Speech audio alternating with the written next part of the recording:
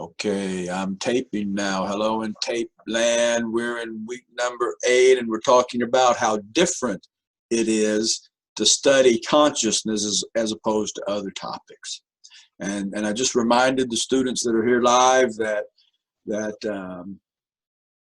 we need a big definition of consciousness, just like we needed a big understanding of what psychology was. And there's other parallels to studying consciousness to our overall study of psychology.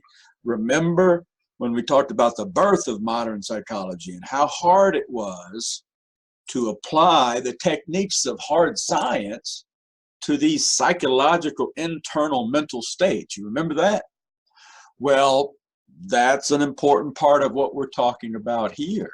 Consciousness. It is very difficult to apply the techniques of hard science to the study of this thing that we call consciousness.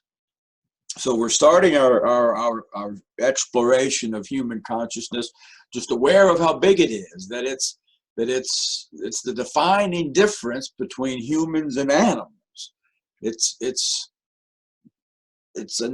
our God-likeness.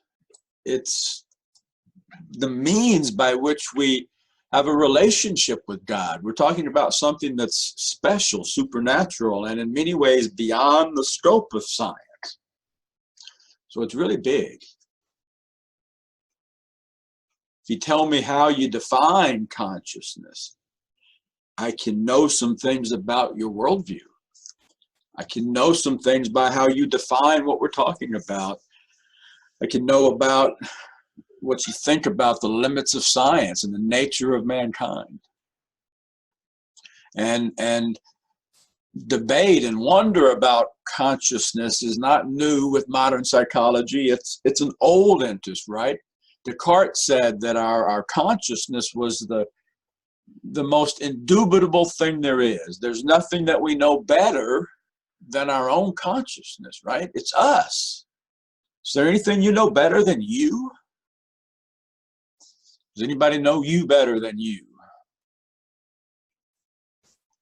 The way we think about consciousness is different. We would talk about our body, my hand, but when I speak of consciousness, I say me, I. So it's as though I'm an observer in here in this body, and I experience the world as my body, but there's me. So we think about it differently. We experience it differently, and it's hard to explain and it's hard to study. It's been called the most intractable problem in science. Understanding human consciousness, the toughest nut to crack in the history of science.